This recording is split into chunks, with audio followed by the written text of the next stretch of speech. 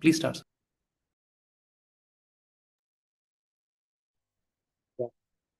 Good afternoon, everyone.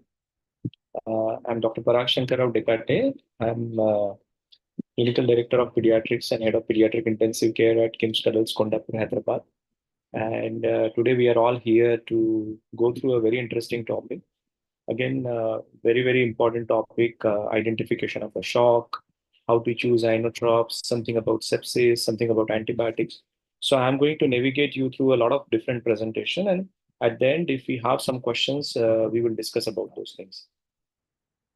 So, about overview today, what we are going to talk about, what are the different pathophysiological mechanism of shock, what is the general shock management, when you call it's a fluid refractory shock, what inotropes you choose, what do you mean by catecholamine resistant shock, and something little about the respiratory support because both shock and work of breathing goes hand in hand. And we are going to go through a lot of different kind of things throughout the shock, identifying how we identify what kind of a management we do, what kind of a inotropic support we do require in this kind of a patient. So all might be aware of this called as a pediatric assessment triangle or primary assessment triangle. So what happens? This is like a visual interpretation. When the child walks into your emergency, you try to see whether this child is a stable or unstable child. So what do? You see their appearance, how they are looking. They are kind of a drowsy. They are not responding to the sounds. They are really apathetic, not moving at all. That means they are really sick. If the child is vigorous, moving along, it gives you a satisfaction the child is doing okay. Breathing, whether they are breathing faster, apneic, hypopneic, or they have any other form of different difficult breathing, you'll identify circulation if they are actually lying pale, cyanosed. So just looking at the child, you can say whether the child is kind of a stable or unstable. Once you do, here what you can say is they are stable or unstable. Once they are stable, you go to the next kind of a phase, which is called as a primary assessment, where you have airway, breathing, circulation, disability, and exposure. There are a lot of components of that. One of the case, we will see those components also. And remember, whenever you are actually trying to identify the patient's sickness at the pediatric assessment triangle, and any two of the domain are included. That means the child appearance is abnormal or child is breathing fast. So that means child is sick, critical, or unstable, life-threatening. So you have to act here itself. So stable, unstable, life-threatening, non-life-threatening. And here you get a different assessment when you go to the primary assessment. There is a work of breathing, respiratory distress, respiratory failure, compensated, non-compensated shock. So you go into the minute details of the patient sickness. Remember, unstable, life-threatening. That means any of the two things are involved, then consider that shock as a decompensated. Don't let it be. You don't have a BP apparatus there to check the blood pressure of the child, but child is looking really bad. It's drowsy as well as pale. So consider it's a decompensated shock. And the intervention should start here itself. You should not wait for any other thing. So what intervention we can do it over here? When we see a sick child, we can start oxygen, we can put an IV line, or can start a fluid bolus also. Now, management-wise, in a pediatric assessment triangle, always remember airway, breathing, circulation. So what we are going to do, assessment and intervention should go hand in hand. It's not like that I'm going to check, then I'm going to decide how this child is going to improve, then I'm going to add something. No, you have to act immediately at the point of contact. So example, in this patient is having work of breathing and shock, you start oxygen, probably non-rebreathing mask, and see how this child is doing and take a call about the next thing. So assessment and intervention should go simultaneously. So airway, you can do a little bit of a position so that the secretions has been taken care of, mouth opens up, breathing becomes fine, or you can start non-rebreathing mask. Airway protection, if they are really sick patients. So in that situation, what you can think about is, you can think about having an advanced airway. It could be a back and mask ventilation, it could be an intubation. Now, breathing, you check whether they are breathing spontaneously, they are ventilating well. That means they're just breathing jerky. That means it could be a respiratory failure. But they're breathing faster, but their ventilation, that means the chest excretion are really good. So you have a kind of some satisfaction that this child is breathing relatively okay. Circulation wise, so assessment and intervention should go hand in hand. If you take the pulse and you feel pulse is very thready, you should not be waiting for giving a fluid bolus or putting an IV line. So for IV line, what do we do? 90 second or 2 novel attempts. So if I'm not able to get an IV line in 90 second or 2 novel attempt, it is prudent to put an intraosseous and start giving fluid boluses. If you get a chance to do any investigation in this child, the most important investigation you require is a GRBS or glucose. Other investigations are complementary like culture, blood gas, CBP. So most of the time we try to take this all investigations. So if you see initial resuscitation algorithms for this kind of a child, which is given by ECCM in 2020, you can see within 1 hour of recognition of a shock and within 3 hours of recognition of shock. What is important? So septic shock is recognized as soon as possible. And what we do is definitely it is very important to understand whether this shock is related to sepsis. There are different nomenclature and definition of systemic inflammatory response syndrome, shock, septic shock, as well as severe sepsis. So what we do first is obtain intraosseous line or IV line, collect the blood cultures. If it is prudent, start one empirical antibiotics depending upon the timeline. Here, if you get a chance, you can administer the lactate, administer the fluid boluses, start vasoactive agent. So all those things are happening simultaneously. It's not like that one after another. Simultaneously, as I told you, respiratory support, depending upon the workup pattern, how much oxygen requiring, acute respiratory distress syndrome, you do it.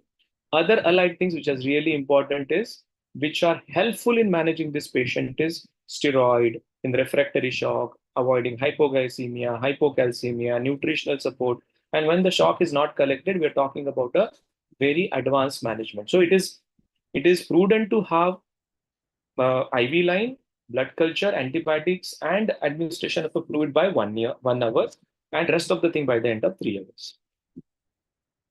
So you see, within 1 hour, you have a lot of things to be done. So IV line, collect blood culture, start empirical antibiotics. You can have a measurement of a lactate in a blood gas, fluid bolus if shock is present, and start vasoactive agent.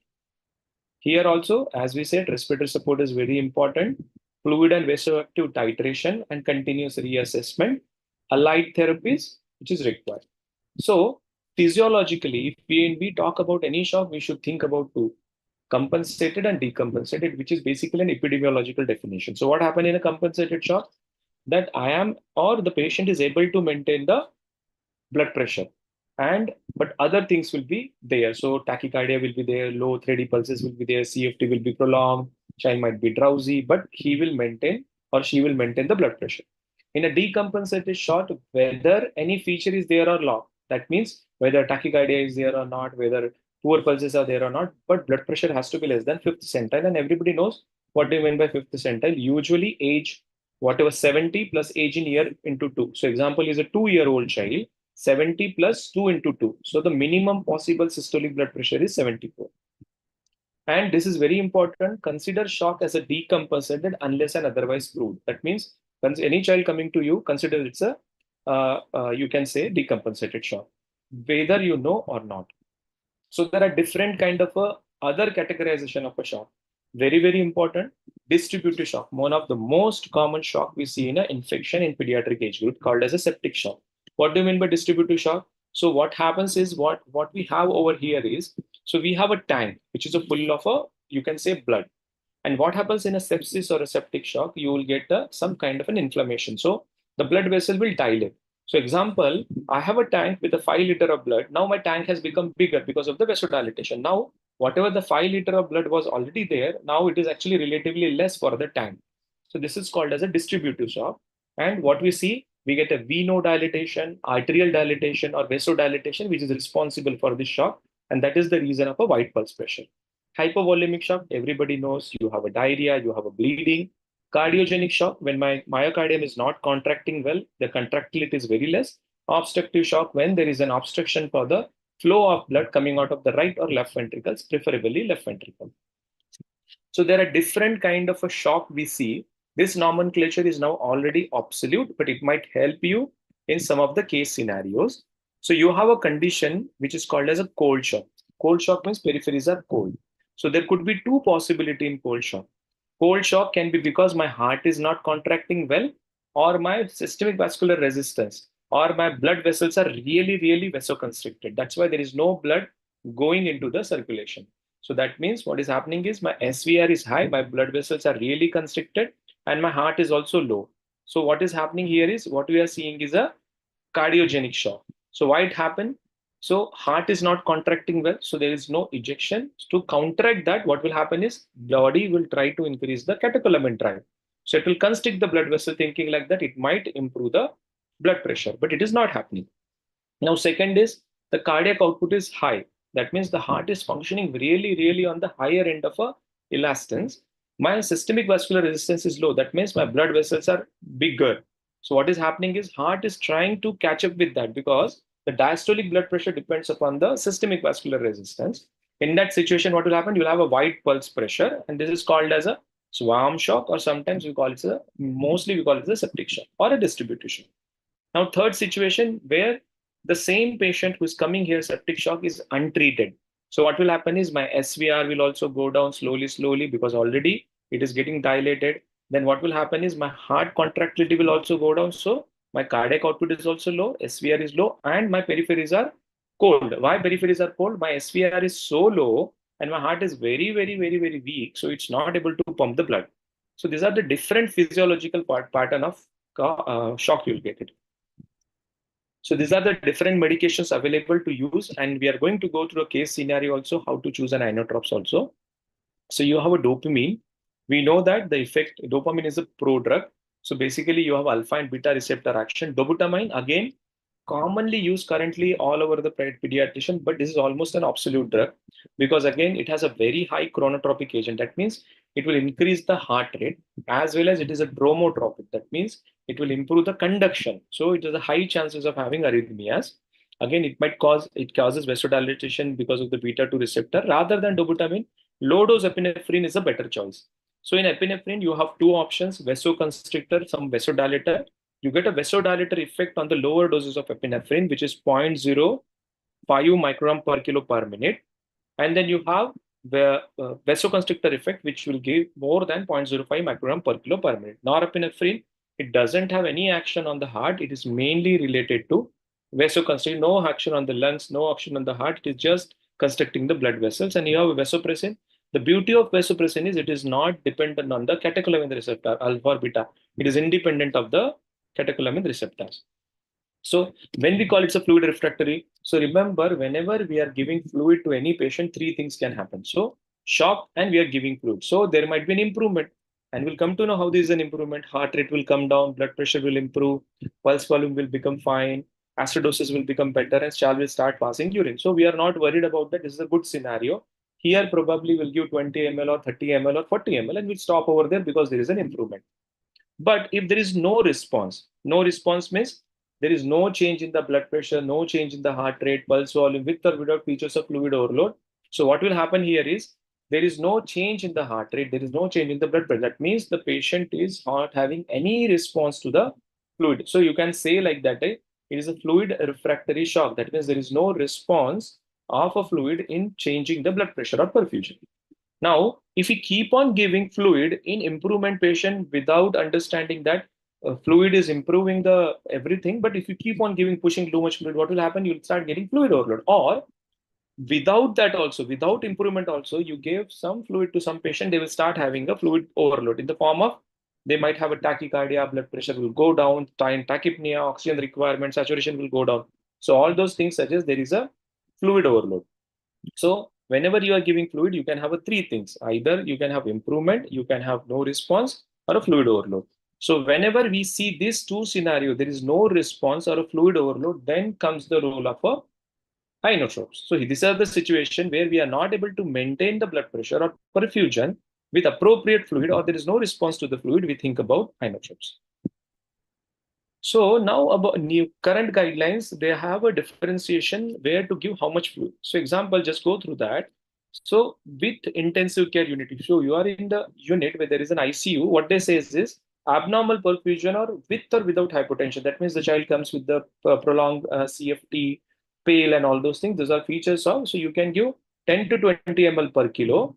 And another bolus we can give depending upon the situation and check the hemodynamic response. And if epinephrine, or if consider inotropes if things are not settling down with 40 to 60. That means if there is no response or there is an adverse response to the fluid bolus, you consider inotropes. So with intensive care unit, you can try 10 to 20 ml per kilo, maximum 40 to 60 ml per kilo. But in a situation where there is no intensive care, what will do? Abnormal perfusion without hypotension. So there is no hypotension, don't give any fluid bolus. Keep on just giving maintenance IV fluid. But if there is a no ICU, but there is a hypotension, so you can try 10 to 20 ml. And remember, you should not give more than 40 ml per kilo. Any point of time, any feature suggestive of fluid overload, please stop the IV fluids and start inotrope. So whenever you're having a fluid refractory shock, or probably you are having a no response, then consider inotropes.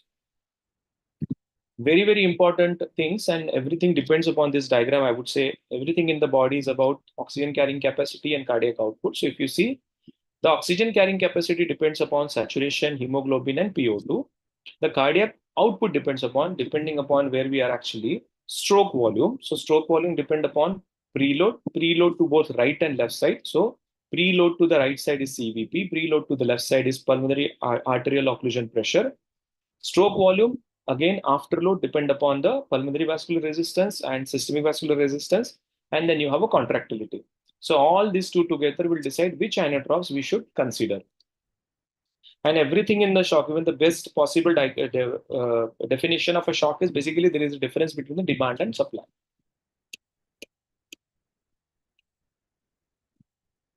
So the interplay between these three things, preload, afterload, which is systemic vascular resistance for the left side, and contractility will decide which inotropes to use. And we are going to talk about it.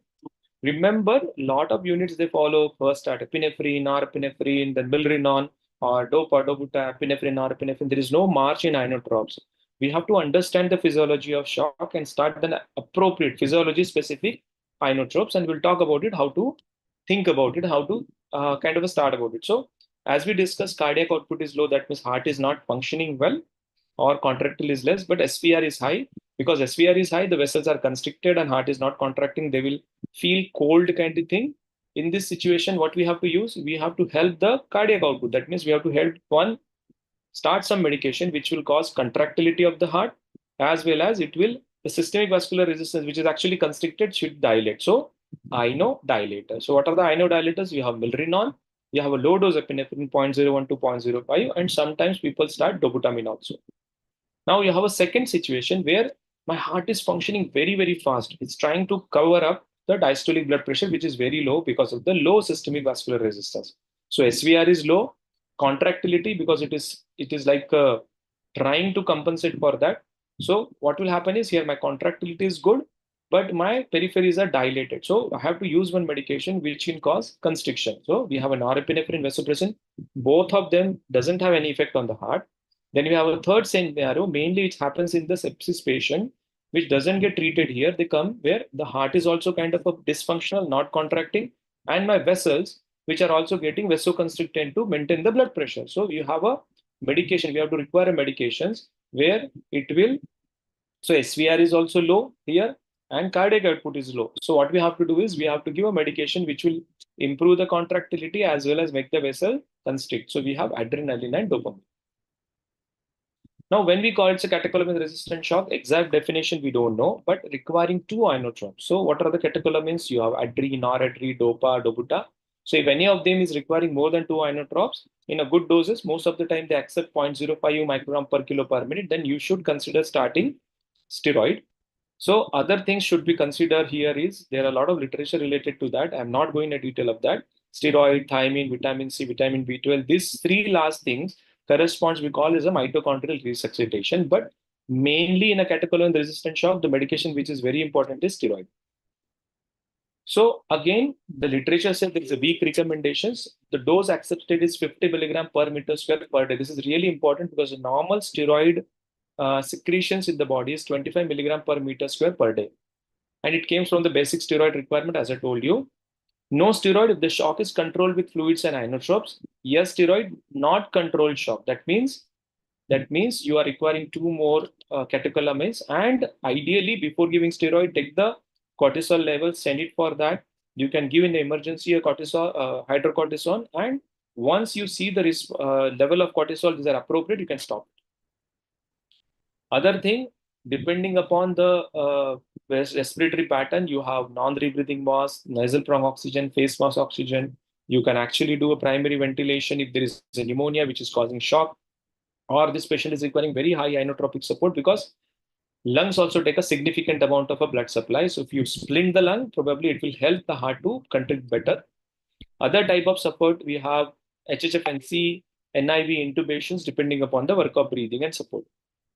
So if you see oxygen and ventilation, simple thing, cardiac output is defined by the cardiac entasis and physiology.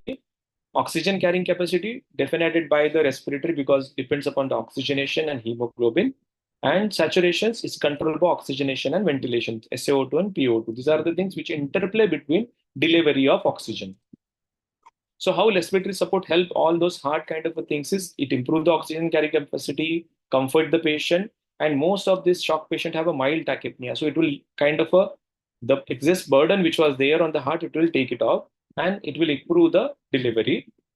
Ventilation supports a lot of, I would say, which is called as a cardiorespiratory interactions. Ventilation also spring the chest so it doesn't get collapsed. It decreases the, I would say, left ventricular afterload, support the LV. At the same point of time, it supports the RV also. If you ventilate a bad lung or a pneumonia lung with the functional residual capacity, it will reduce the pulmonary vascular resistance and help right ventricle to pump the blood.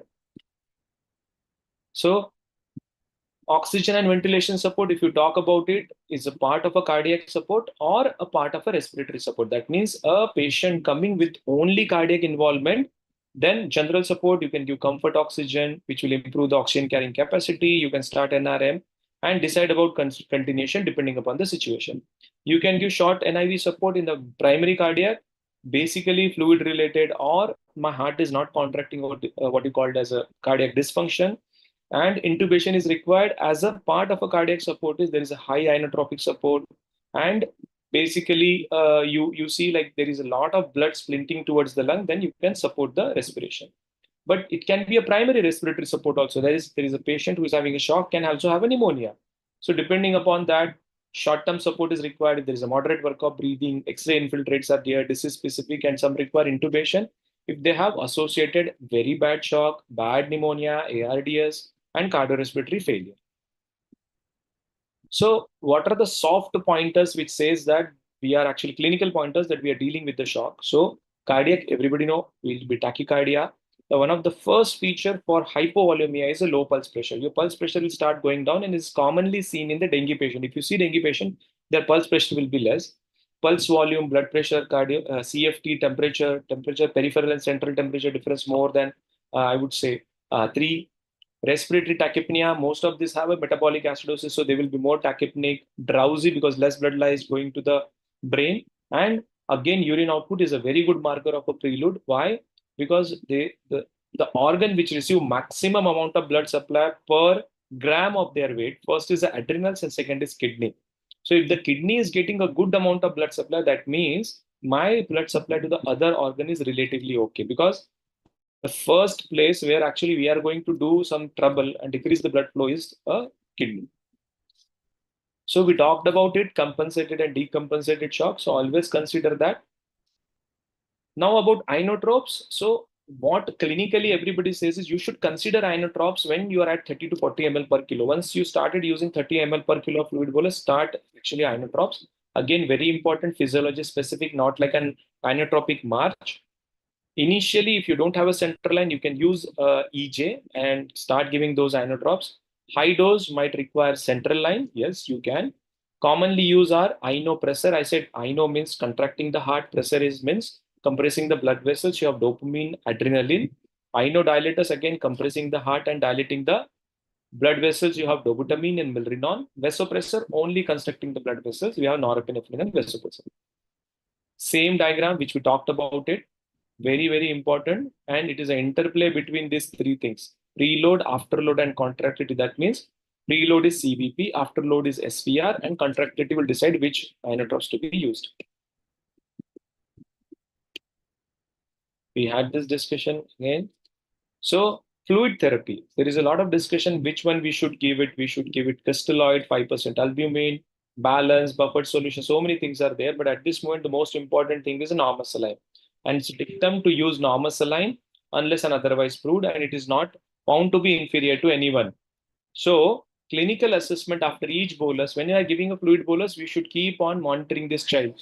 We should keep on monitoring this child because it is very important airway. So when we are giving a fluid bolus, you see how this child is breathing. Is there any cough? Or if the patient is kind of a ventilated or intubated, you can see how much is the tidal volume. Minute ventilations are going down. MAP is increasing. The child started coughing. There is a frothing coming into the endotracheal tube. In a breathing, you can see how this child is having a tachypnea. Grunting is there.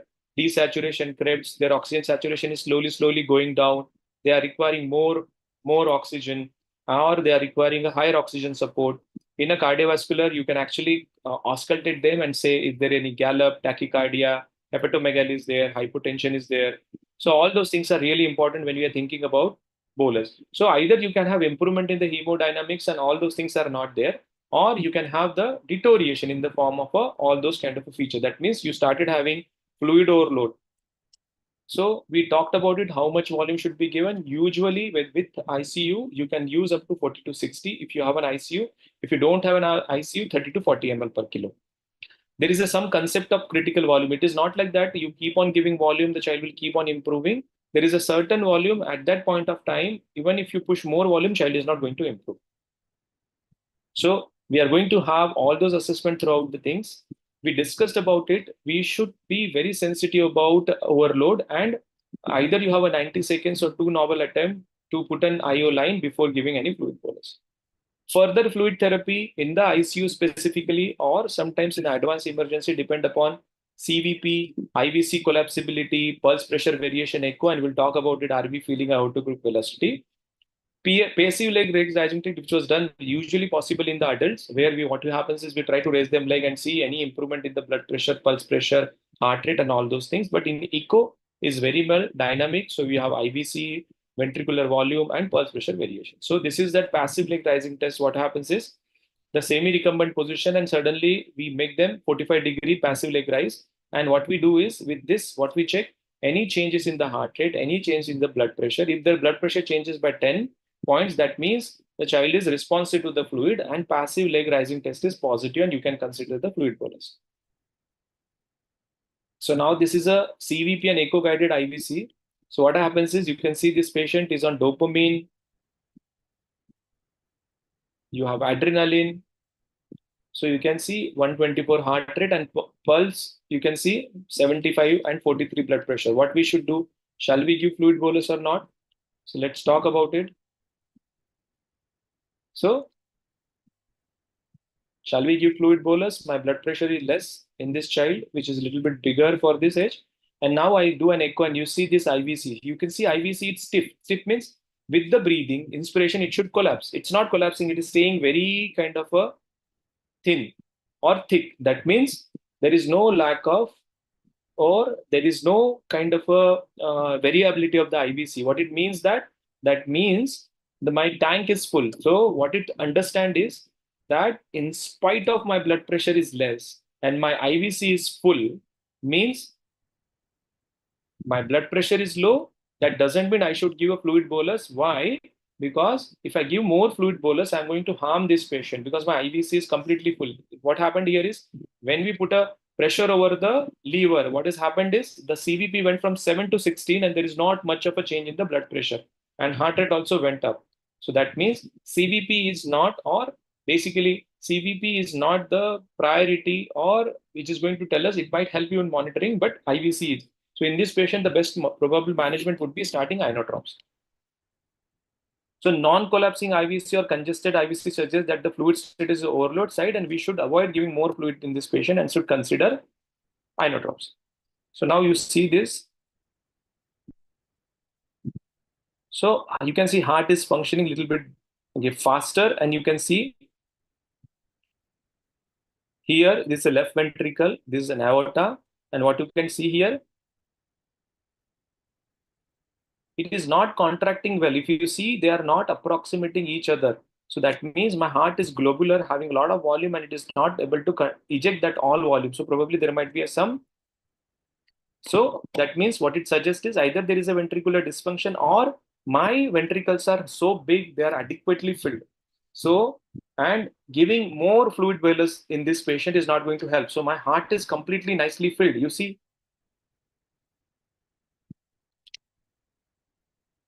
you can see my heart is completely nicely filled. So probably I don't require fluid. I probably require some inotropes. My heart is nicely filled. My bag is good. So now pulse pressure variation is a new thing which where we can identify. Pulse pressure variation is something where we can identify whether patient is going to be responsible to the fluid boluses or not. So before I play this video, you can see this is an arterial waveform. So you can see some of the arterial waveforms are kind of a longer and these are a shorter. This is called as a pulse pressure variation, and this is there is a formula of calculating it. We call P max minus P max plus P minus P max and minimum divided by P average, which will tell if it is more than 13%, that means the patient is fluid responsive. So here you can see,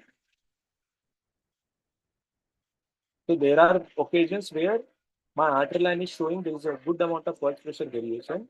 So what we do in this pulse pressure variation is P max minus P minimum. P so P max is this one, P minimum is this one, and then we have a P mean. So what is a mean kind of a upstroke? So what will happen is you'll be able to calculate pulse pressure. If the pulse pressure variation is more than 13%, that means my patient is fluid responsive. I can give reasonably fluid. Same thing can be calculated. So you can see in here, you have a P max, the maximum upstroke, you have a P minimum, smaller upstroke, and you have a P mean between the two. So P max minus P minimum divided by P mean will give you pulse pressure variation. If it is more than 13%, that means the patient is fluid responsive. You can try fluid. And if it is like 5, 6, 7, that means there is no fluid, nothing to be given, and probably you manage with the inotrops. Maintenance fluids, again, the isotonic fluid is the choice, DNS, and try to maintain the, I would say, blood glucose, probably 120 to 180. Central line, it's not the must, but yes, if we are going on higher doses of inotrops, like more than 0.05, it is recommended. But nowadays, because of the EJV, you can start using these inotrops to the EJV line, and it is helping. What are the endpoints? Why we are treating this shock is we need a normal heart rate, CFT less than 2 seconds, good pulse volume, central and peripheral pulses should are well fed. This is really important. If my dorsalis pedis is palpable, that means my peripheral pulsations are good. Warm periphery, urine output, very good marker of a preload, more than 1 ml per kilo per hour. Blood pressure should go down, normalize it. Normal sensory and normal respiratory rate, these are all endpoints of treating the shock. Now about antibiotics also, when we are talking of sepsis, septic shock, we think about antibiotics is again very, very important study. So the odds of death keep on increasing. The odds of death keep on increasing if you keep on increasing the duration of antibiotics since admission. That means those who received antibiotic less than 1 hour or 1 to 2 hours have a higher chances of survival than compared to the patient who received antibiotic after 5 hours. So very, very important. Antibiotics time, more farther you give antibiotics, higher the chances of a death. Same thing over here. So antibiotics within 1 hour, sepsis with other organ dysfunction, again it said within 3 hours, but try to be before 1 hour. Broad spectrum doesn't mean that you're going to start the biggest possible antibiotics, should be physiology specific. Previous hospitalization should be considered, rationalize the use. If the culture negative, everything is fine, continue descent or actually come down, de-escalate, and use your antibiogram if it is available. Multi-drug therapy, yes, you can think in immunocompromised, septic shock, or high-risk patients, depending upon their condition. Here in hospital, death is less likely when you give an antibiotic within specified time, within 1 hour, as compared to more than 1 hour.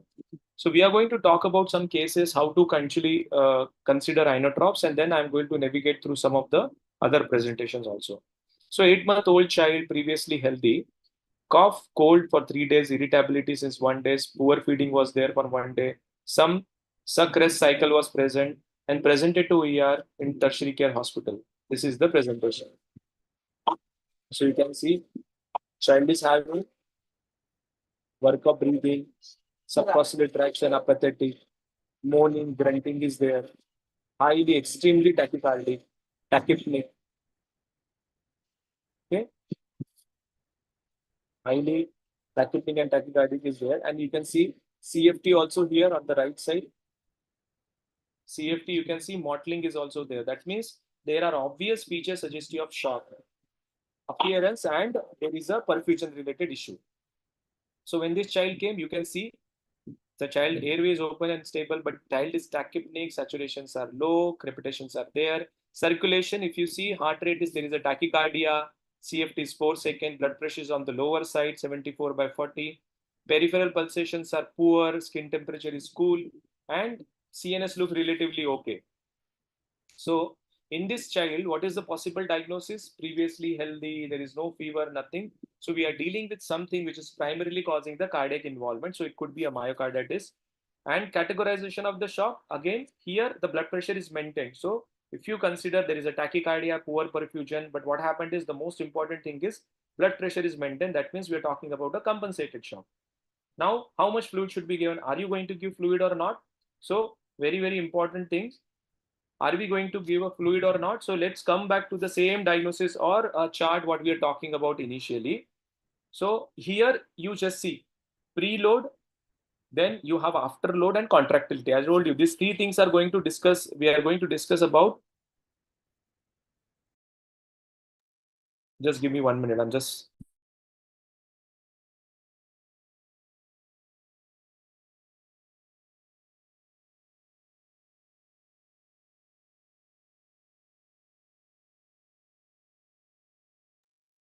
So what we have here is if you see preload in this child, either preload is actually normal or high because you have.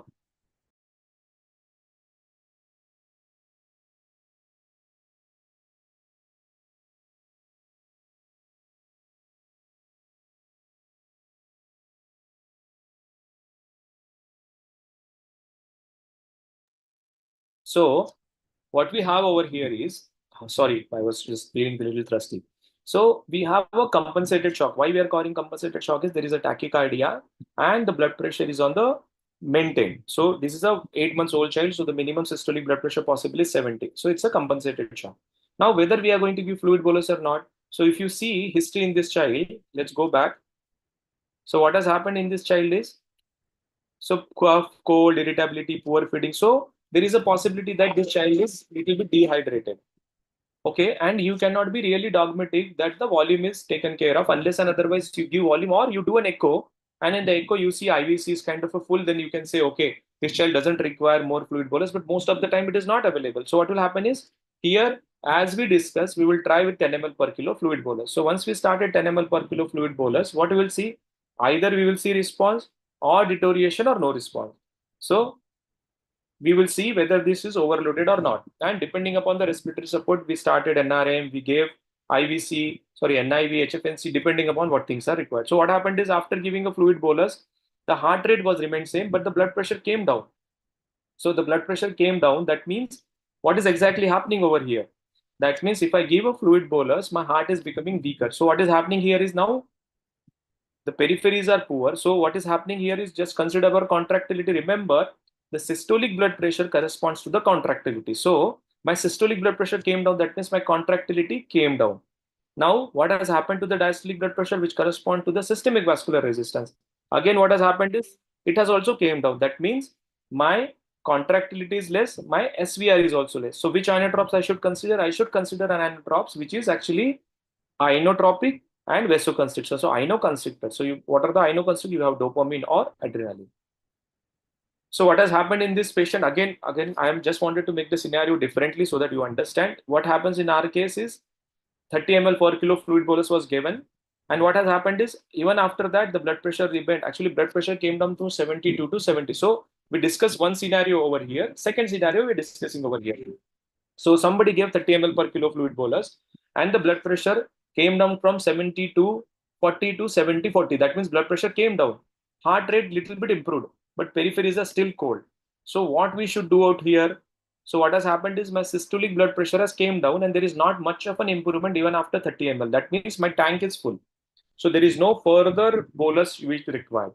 But what has happened is my systolic blood pressure came down. That means my inotropic effect a little bit less. That means my heart is not able to contract properly. and my peripheries are cold. In spite of a reasonable blood pressure, peripheries are cold. That means there is a possibility either my SPR is normal or high. So my contractility is normal or low, my systemic vascular resistance high or normal.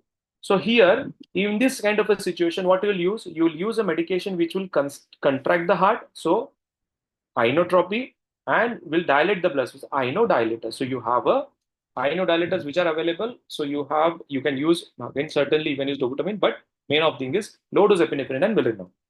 Now case two, we have a 10-year-old child previously healthy. He fell bound from the 10 days back, had a some limp. So basically what we're talking about, he had a cellulitis and there is a workup breathing. He came, so you have a 10-year-old child. Tachycardic is there, 124. Again, I'm not going into details. So tachypnea is there, wheezing crackles are there, but blood pressure is 80/40. For 10 years old, the minimum possible blood pressure systolic is 90. So there is a hypotension. So it's a compensated or decompensated. So this is a decompensated shock or hypotensive shock. So what we'll do in here? So there is no thought process over here. You will start some oxygen because this child is having workup breathing. Okay, you'll put an IV line and you'll start giving fluid boluses. So whether you have, if you have an ICU, 40 to 60, if you don't have ICU, 30 to 40. You will try to take some cultures, you give antibiotics, source control, and all those things you'll do. But what about inotropes?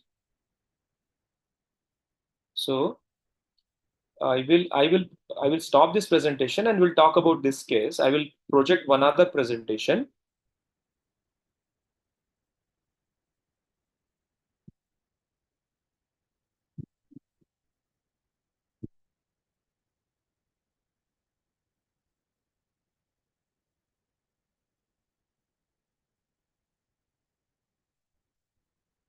So be with me for a second.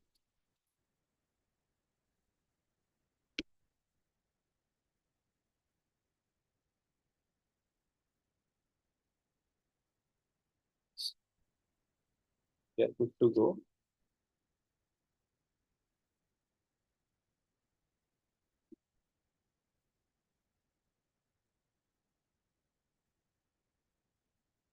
So same child, what we're talking about. So hypotensions. So here we started oxygen, large bore cannula was put, investigations were sent, antibiotics was given.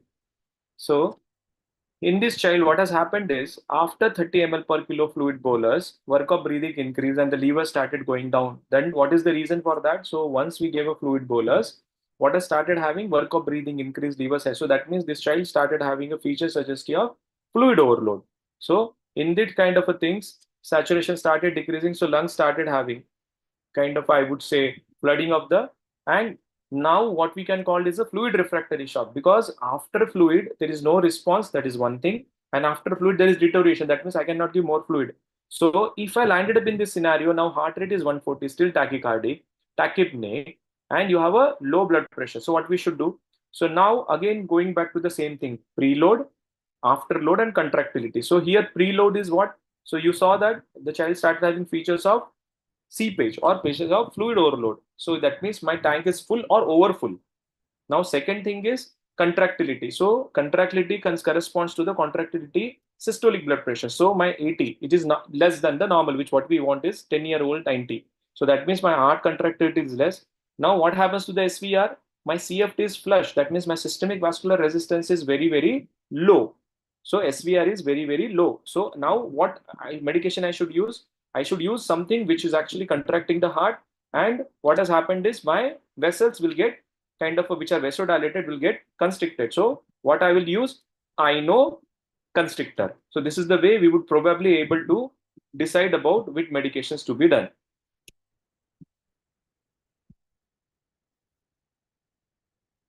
Now, source control has been taken care of. Hemodynamics, again, hypotension is there. Which inotropes, as we discussed, I know constrictor. So we are talking about a epinephrine. Here, epinephrine and norepinephrine was started. Steroids, again, yes, we should consider when we are on 2 catecholamines, the dose of a steroid, as I told you, 50 milligram per meter square per day.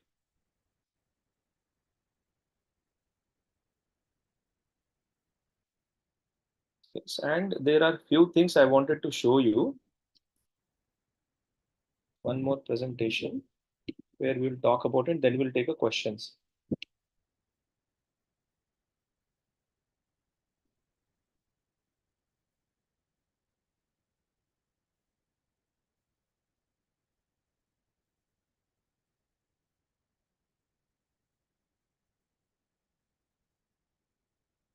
So one thing which I wanted to tell you is you don't need a fancy gadget when we're talking about shock, septic shock.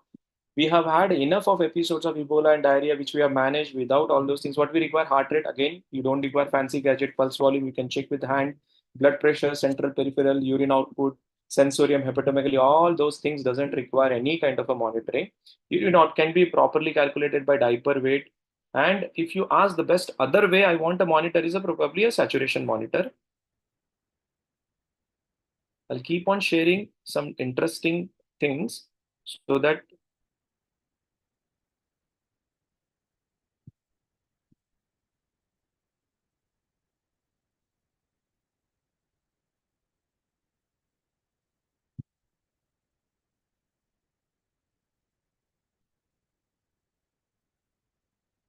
So hemodynamic monitoring, what different things we see. We have a basic kind of a things, heart rate, blood pressure, pulse pressure variation, CFT, peripheral temperature. SLRT, straight leg raising test, we discussed 45 degrees. If the blood pressure is improving by 10 points, that means it's positive. CVP, we saw video that CVP is not a better monitoring tool unless and otherwise there is a follow-up. And we saw a child where CVP was 7 low, but IVC was full. And if we did a jugulo kind of a gastric or jugulogastric reflex, where actually I pressed on the lever and what has happened is CVP jumped up, but there is not much change in the blood pressure. Advanced IVC diameter collapsibility, we saw that. Echo, we saw that video also. Ventricular filling is really important. And pulse pressure variation. We saw this pulse pressure variation, P max minus P minimum and P mean. If it is more than 13%, that means the patients are volume sensitive. If you wanted to make it more sensitive pulse pressure variation, same thing on an intubated patient can be done during the expiration. So what happens is you can see over here, inspiration and expiration, ventilation. On expiration, it becomes really significantly important or it becomes amplified so that we can diagnose in the expiration phase of a ventilation. If we calculate pulse pressure variation and if it is more than 7%, it suggests fluid requirement. So you can see IVC over here. This is an IVC. This is an heart RA. You can see there is no variability. It's stiff throughout the breathing. It is actually same. It is not variable. It's not collapsing. Normally in the inspiration, it should collapse up to 50%. It is not happening at all. That means this patient doesn't require fluid. If you give fluid bolus, probably this patient is going to die. But that doesn't mean that every patient coming to you, you should not try. You can try 5 to 10 ml per kilo, and throughout that, you can monitor and see whether this patient is improving or not. This is another dysfunction. So now, here you can see this is an LA, this is a mitral valve, and the left ventricle. Can you see it is not contracting at all? It is just doing like this, just like this. Normally, it should actually approximate with each other, but there is not much of a contractility at all. See, it's so globular, so big, so big. That means there is an LV dysfunction. In this kind of a patient, you cannot give the fluid bolus. What you require here is a medication which is going to contract the heart or inotropic agent. Again, we discuss about choice of inotropes, but another thing to add. So cardiac output, myocardial contractions. If the myocardial contractions are low, SVR is high, then we'll require a medication which helps the heart and decrease the SVR. So inodilators.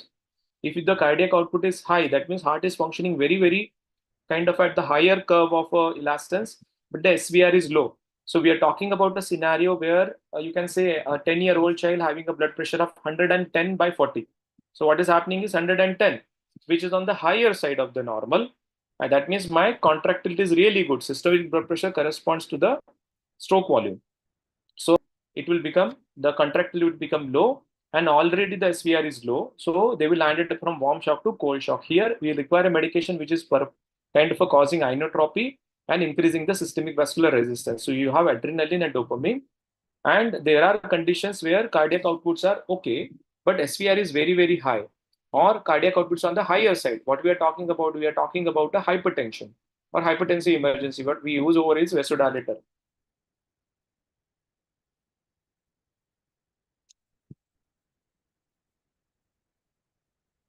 That's it. I think so. We can take questions. If there are any questions, we will take those questions.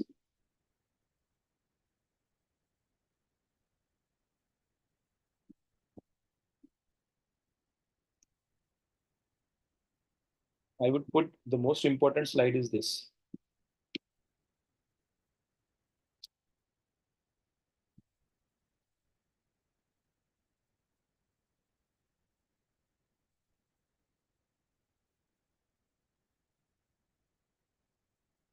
There are a lot of other things also you should, as in preparing for the PGs or examinations, you should know about what is systemic inflammatory response syndrome, what is shock, what is septic shock. Commonly, septic shock definition everybody uses, there is a shock. So remember, if there is a sepsis, sepsis means you have a systemic inflammatory response syndrome, which criteria includes temperature, WBC count, respiratory rate, heart rate. So if you have those things with proven or suspected infection is called as a sepsis. In a sepsis, if you have a shock, it is called a septic shock. But remember, if any child coming with the shock and you give 20 ml per kilo fluid bolus and the shock becomes fine and you are thinking about a sepsis, it is not a septic shock. The septic shock definition is very clearly sepsis with shock, which is requiring more than 40 ml or more, approximately 40 ml per kilo. This is actually a definition from the PALS, but any child who's requiring fluid bolus is shock, most likely compensated shock depending upon the blood pressures. So at the end, you should be able to understand what are the different kind of shocks we see. So we have physiological categorization. So you have compensated, decompensated. Then you have a different kind of a pathological. We have a distributive, obstructive, hypovolumic shock or cardiogenic shock. It is very important. Then we saw how to treat this shock. What is the respiratory support we give? When we give a fluid bolus, how do we monitor them for improvement, deterioration, or no response? What is a catecholamine resistant shock? Where we consider catecholamine, when we give steroids, and the choice of inotropes depending upon the pathophysiology. So it is really important to understand the inotropes. It is really understand to choose the inotrope because there is no march. You have to use physiology specific inotropes.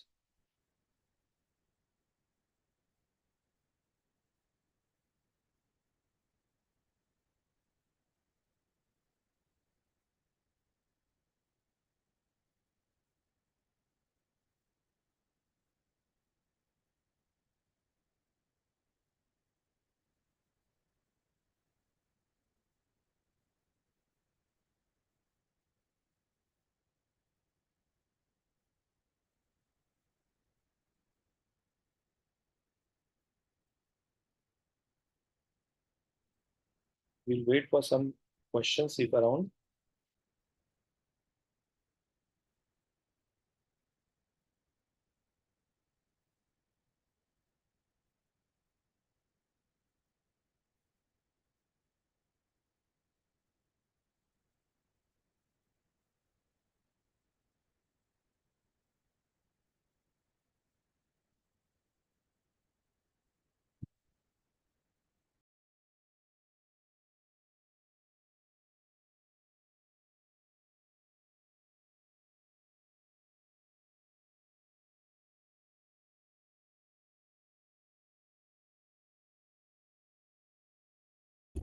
Thank you, sir.